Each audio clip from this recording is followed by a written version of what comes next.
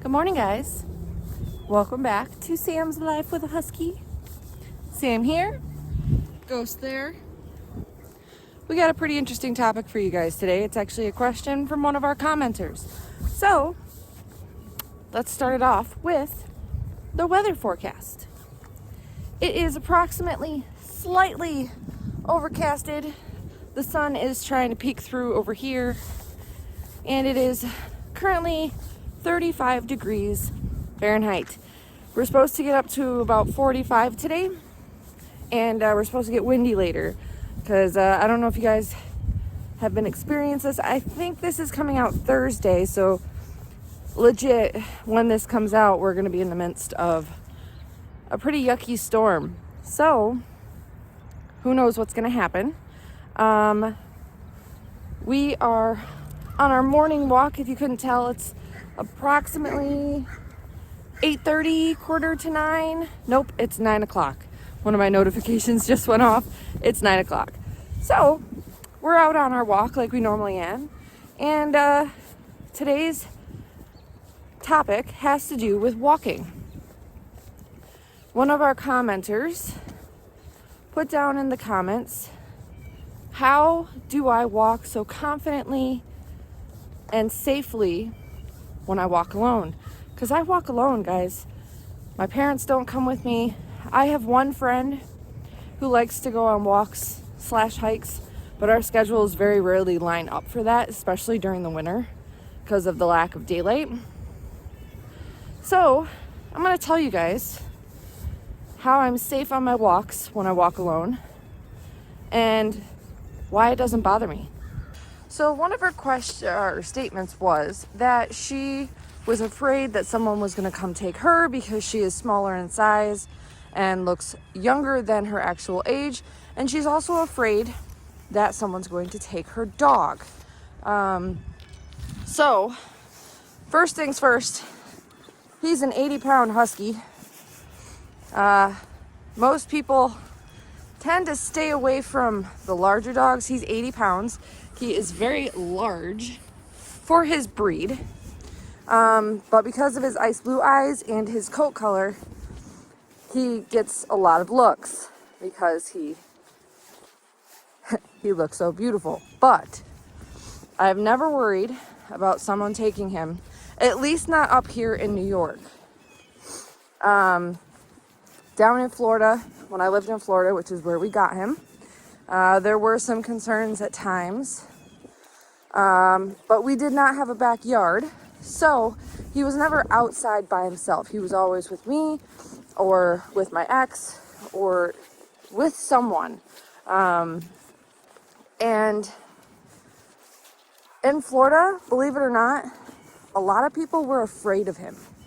They said he looked like a wolf, that I shouldn't have him, which is hilarious because Siberian Huskies they are one of the most popular breeds in Central Florida. And yet everyone was terrified of him. So I had that going for me when I lived down there. So I was never super afraid about someone taking him, but dog thefts were pretty high down there, especially for the smaller breeds, because you could easily just go and pick him up and walk away, no issue. You can't pick him up. And if you do, he's pretty large and cumbersome. So I was never afraid of someone taking him per se. Now that's not saying that I didn't worry about him when he was a puppy and he was super small. I did worry about him then. But it was usually two of us walking at that time, and we were in a pretty small community, so it wasn't as bad. Now, on the other hand, she said, how are you not afraid for you to be taken or for something bad to happen to you?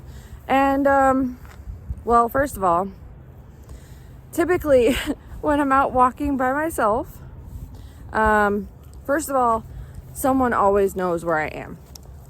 So I usually tell my parents where I'm going.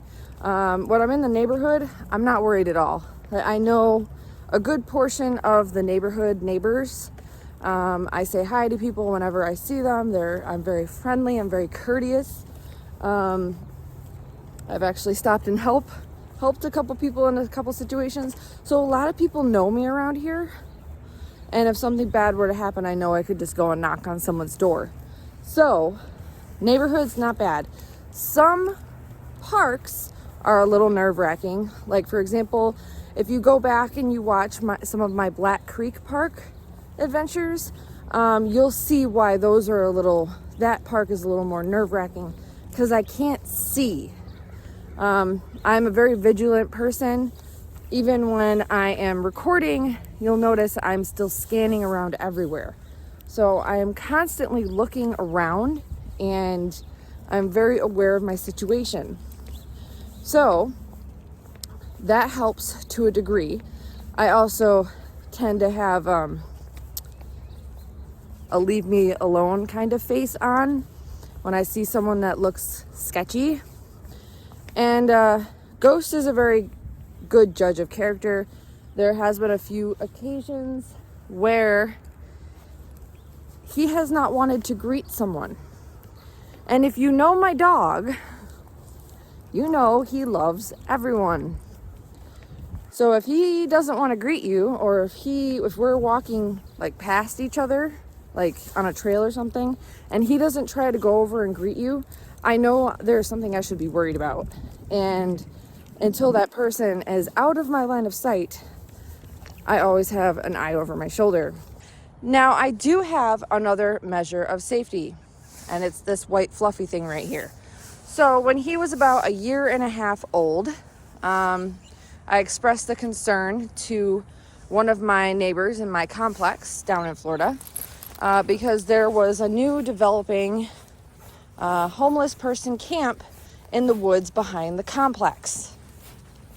So it was starting to get a little nerve-wracking to walk him by myself, especially at night, because he didn't have a yard. We had to walk him. So we just decided to come up with a plan. He put on freshly cleaned clothes, so he didn't have much of his scent on him, because Ghost knew him. And he put on a ski mask, and he did all the things to make it so Ghost didn't know who he was. And I went out walking. This was all planned out. I knew everything that was going on. And he came around the corner, all disguised. Ghost didn't know who he was, and pretended to start beating on me and giving me a hard time and threatening me, and pretended to punch me and this, that, and the other. And the reason why we did this test is because I wanted to see if Ghost would protect me. And he wanted to see it as well, because he was very nervous when he saw me walking by myself. So we did this test, and Ghost passed with flying colors. Now, don't worry, he was wearing some extra layers of clothing on his arms and his legs, just in case Ghost went in for a bite. We did not let it get that far, but we wanted to be cautious just in case. Ghost put himself in between me and him and proceeded to jump up on him and push him away and bark. So my dog is tested and I know that he will protect me.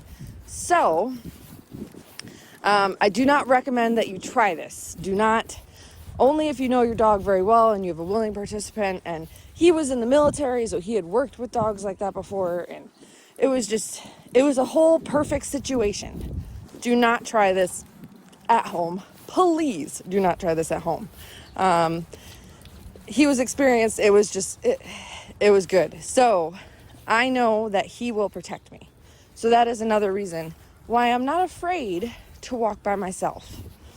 Now, that being said, there are some things that make me nervous about walking by myself.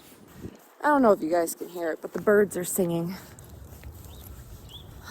There's a storm coming in a day and a half, and the birds are singing like it's spring. Anyways, I digress. So, like I was saying, there is one thing that makes me nervous about walking by myself. And you know what that is? Other animals. So, I'm pretty sure I've told you guys this before, specifically in neighborhoods as well as at parks, because there's some dumb people that walk their dogs off leash in parks. Not only that, but like there's coyotes and foxes and all those things. But when you walk by yourself, if a dog is running loose in your neighborhood, or they get away from their owners, or a gate is left open, you have to stay extremely calm and pray that the dog that is running at you or trotting at you is friendly. Now, that being said, Ghost here is a very friendly dog. He loves most dogs. He gets along with most dogs. But my problem is he doesn't always get along with males. He does get along with most males, but some male dogs he does not get along with.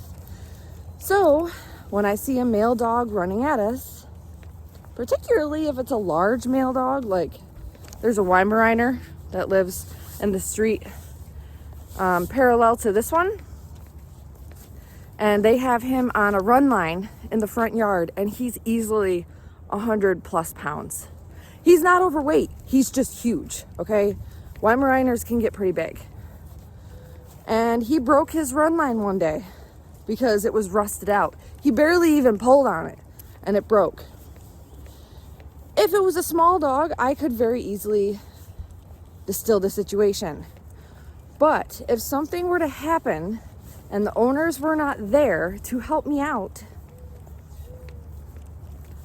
I could have a dog fight, and I can't split them up properly because I'm one person with two large dogs attacking each other. This has happened on multiple occasions. Like, not fights actually haven't broken out, but dogs coming out of nowhere. Thankfully, in the neighborhood, there's been someone around, or I scream or yell and someone comes out and helps me. But that's not always the case, and I can't depend on that.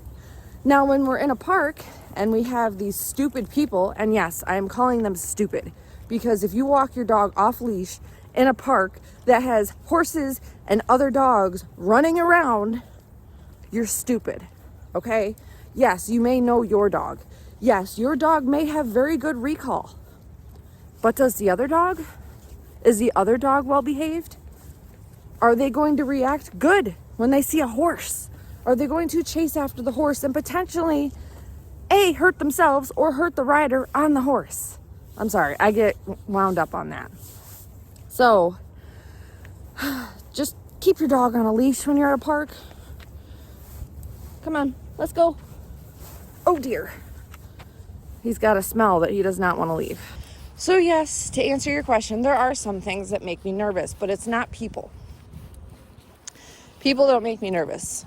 I can handle people. He can handle people. But other animals is what makes me nervous. He sees squirrels. Come on, let's go. Hike it up. There we go. Now we're moving. So yeah, to answer your question, most of the time I feel fairly safe. My head is always on a swivel. Here, if you need some tips, if you feel like someone's following you, or you feel uncomfortable, take your phone out. Take your phone out and either actually call someone, which is what I recommend, or pretend you're talking to someone on the phone. Because this will actually deter most would-be problem people. They'll see that you're on the phone, they'll see that you're talking to someone, so that will tell them, hey, if I do anything, they're going to tell that person what I look like over the phone before I have a chance to do anything. So that helps. You can also proceed to walk faster. You can go to a neighbor's house and knock on their door and act like you're physically going to their door. Now, mind you, there has to be a car in the driveway. If they see no car in the driveway, they're going to think that no one's home, and you're still going to be a victim. So there are some things that you can do. You can obviously self-protect yourself. You can take classes for self-defense. There are things you can do to make you feel safer, especially if you are smaller in size and your dog is smaller in size. So I completely understand why you're nervous and how I walk by myself. Now, this time of year, 9 times out of 10, I'm in my neighborhood. But there are parks, like I said, such as Black Creek, if you go back and watch some of those videos. Black Creek Park makes me nervous, especially during the summertime, because I can't see all the way around me. An animal could be lurking in the brush because legit, it's a wall on either side, guys, of the path. And when it gets green and lush, yeah, it's not fun. An animal could be lurking back there. There could be someone, like a person lurking back there. We have seen homeless tents in that park before. And on the trail, you can see kill sites. You'll see a pile of feathers or a pile of fur because the animals know that they can use the trails to catch their prey because they can hide in the brush alongside. So that's when it makes me nervous. When I can't see my surroundings, that's what makes me nervous. But you just got to keep your head on a swivel, be aware of your surroundings, and if your dog does what Ghost is doing right now and looks in a direction for some reason and you don't know why, keep an eye on that direction for a little bit. They know. They are very instinctual. Just keep in mind that. And if you don't feel comfortable walking alone, then don't. Call a friend.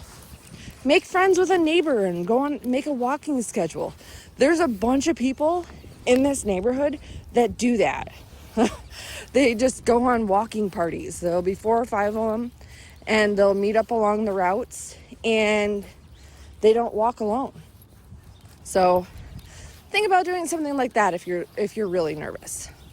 But that is all I have for you guys today. This is a little longer than I would have liked, but it was definitely worth making, and I'm surprised I didn't think about it sooner. So thank you for putting in your question. We will see you guys in that next video. Thanks for hanging out. Like, subscribe, and share.